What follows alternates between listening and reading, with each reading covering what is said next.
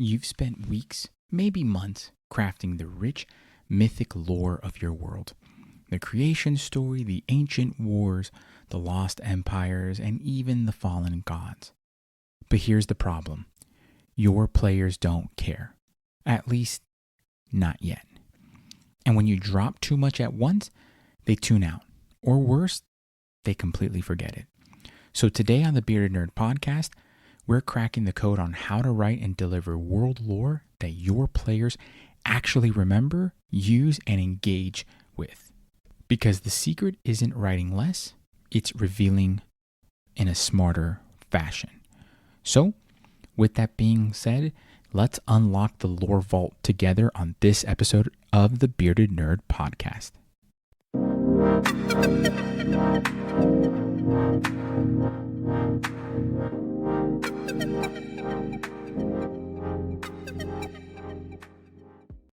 So let's talk about this. Why does lore get ignored, even when it's good?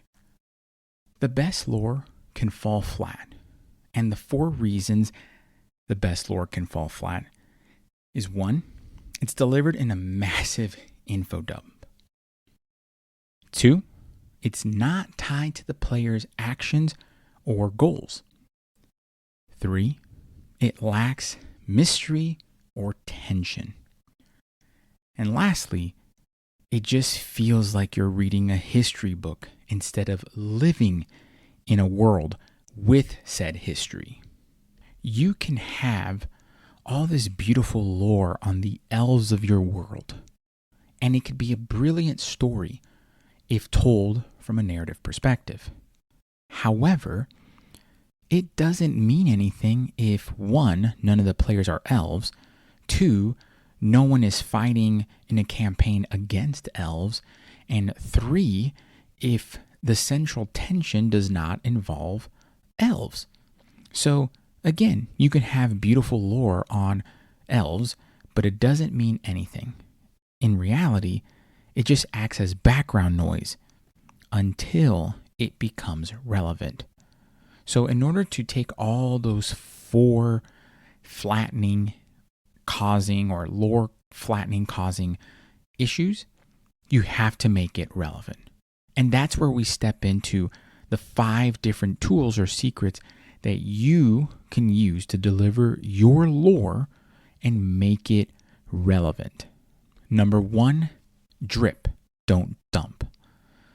Don't take lore dumps on your players. Yes, that sounds vulgar and crude, but don't just dump lore on them. Share the lore in small, timely doses that perhaps are responses or reactions to something that the player does. Maybe it's even a discovery, right? For example, use legends and rumors and half-truths to start it. Something that I really like to do in my game is kind of narrate or role play the idea that a bard is at the tavern that they normally frequent, and on one particular day, the bard starts singing a tale of a legendary hero. And that legendary hero is connected to maybe one of the players. So the player starts to listen in on that tale or that poem or song.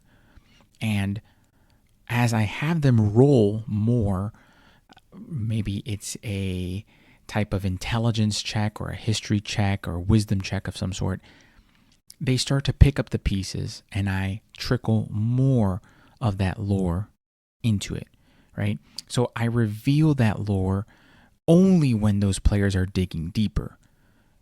It gives them a sense of discovery. They are the ones embarking on the journey to discover that lore, that information.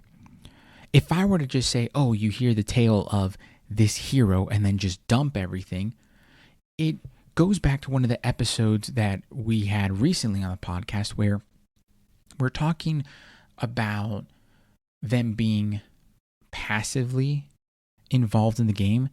They're almost like watching a movie versus being active in the game, right? This is one of those ways that they're being active. And again, it doesn't have to be a bard telling a tale. It could be like the party hearing a grandma telling some sort of story to these little village kids or whatever about some sort of star eater god. And that's just a tidbit. Maybe nothing comes out of it until later they find an artifact that is related to the constellation of that star eater god, right?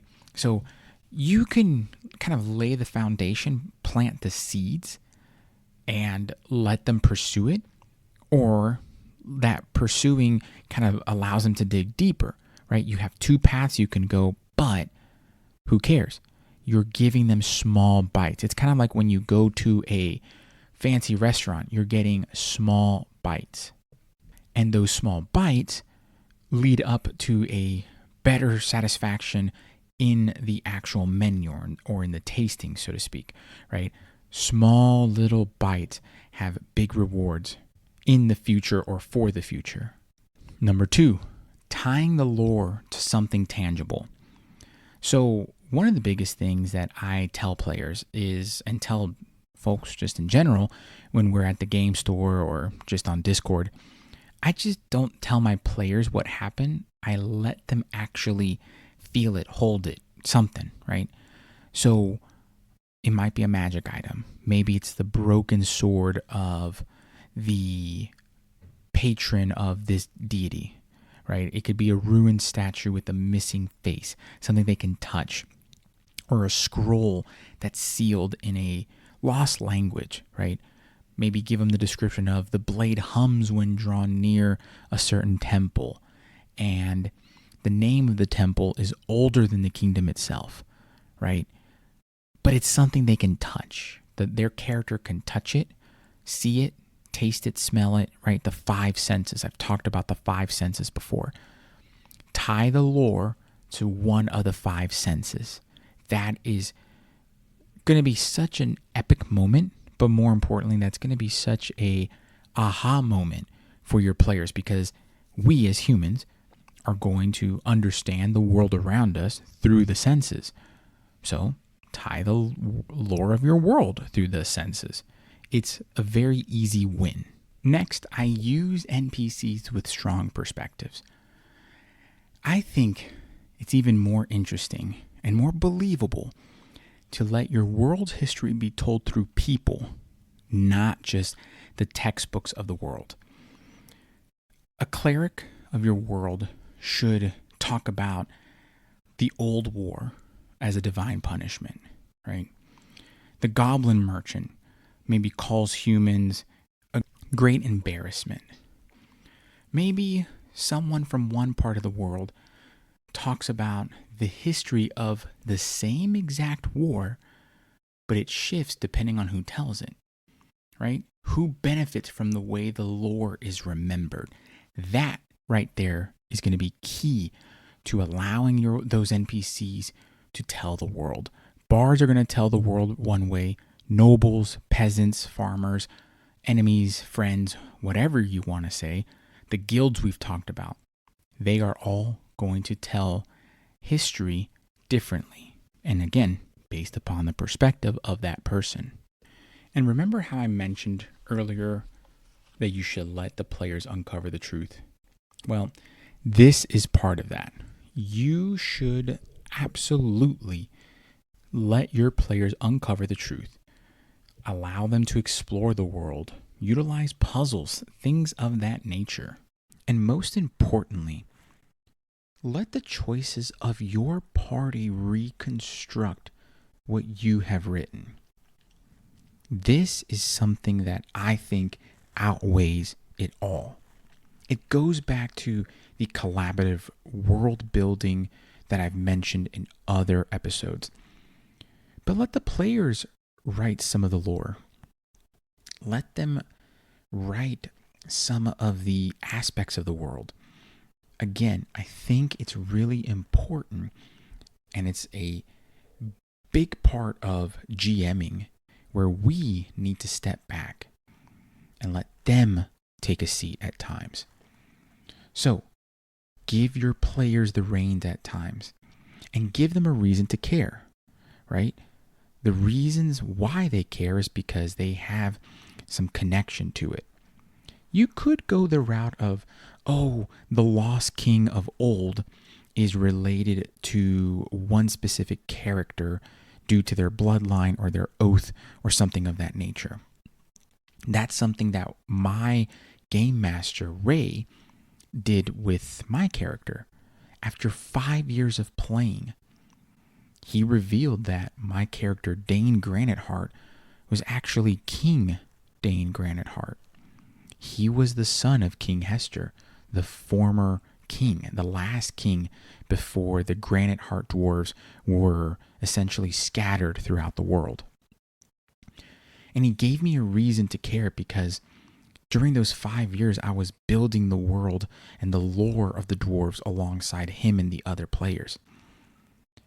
That made it so much more epic that even now, as I'm playing King Dane, the other players have this kind of cool relationship where we all did this together and we're in this new phase and journey. And again, it just makes the world of Evermore, which is the game and story I'm referring to, even more real.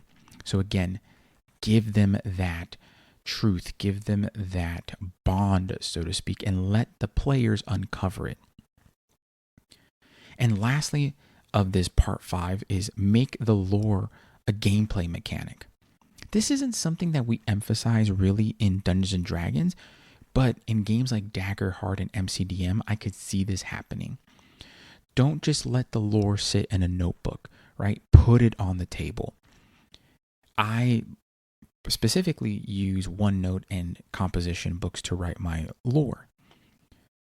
But if that does not go into the gameplay, then there's nothing there. And what do I mean by this? I specifically like to incorporate cool mechanics that are specific to a species or race. So the dwarves have really cool abilities, kind of playing off their knowledge of stonework and minerals and things of that nature that allow them to do really cool things in game. They can find veins of gold, which I basically took that idea from a Lord of the Rings game. It was Wrath of Angmar, or it was War in the North, actually. That was the one where the dwarf character could find veins of gold and they could dig for it, which was, they can gain gold and all that cool stuff and XP, but they could then find secret rooms. Things like that are, cool mechanics that you can place in. But building up from that, maybe specific lore, right? Lore specific to a person or a race or species or whatever you want to call it, maybe triggers a cool mechanic. Maybe it unlocks a secret ability or a specific quest line or gear. I take the gear aspect from Diablo. And Diablo 3, certain classes had certain gear that was kind of open and available to them. Let it be where the elves of your world have only certain weapons that they use because there's a bond there.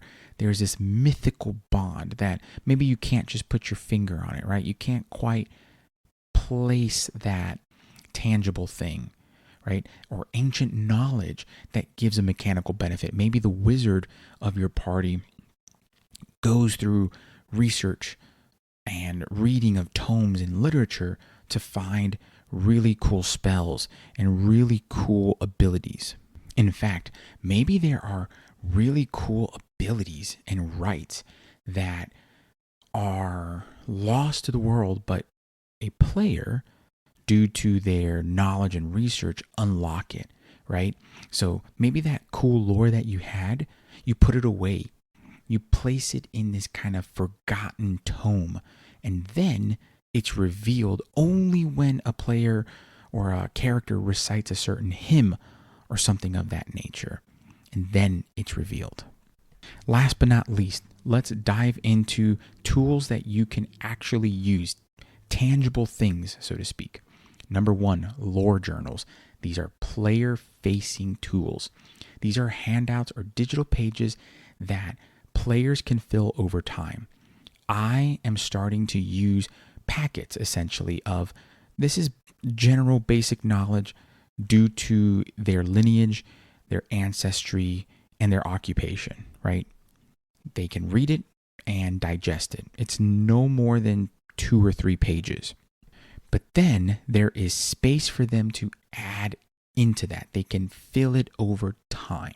Second, flashback scenes. These are visions that players get to experience regarding past events. Maybe they touch a magic item and it transports them to a memory. Very similar to Harry Potter in the films, how certain objects would transport Harry Potter to a particular time and place related to Tom Riddle. And then lastly, loot, right? Players love loot and they almost expect it. So instead, let's use historical artifacts that maybe have a meaning, some gravitas, so to speak, versus the typical treasure piles. That weighted artifact, maybe it's a broken sword that is familiar or similar to the swords used by the ancient king's guards of the elves. And that brings about some lore and some cool trivia or aspects of the game that they would not have otherwise known. Think of this like Sting and Foehammer in The Hobbit. Those elven blades of Gondolin were great tools that allowed the reader, and obviously in the case of the hobbits and the dwarves, to understand and know, oh, this is ancient. This is something that has meaning towards it. It revealed more lore and depth of the world. Remember, your lore is a gift, but it's only valuable when the players are able to unwrap it themselves. So build it deep, but reveal it lightly and gradually.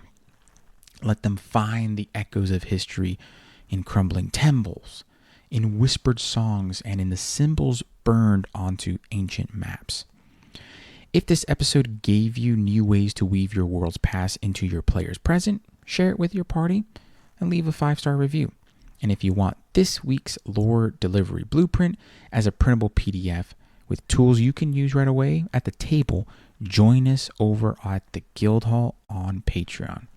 Until next time, folks, keep your legends layered and your players curious. Be kind and compassionate, y'all. But more importantly, keep gaming.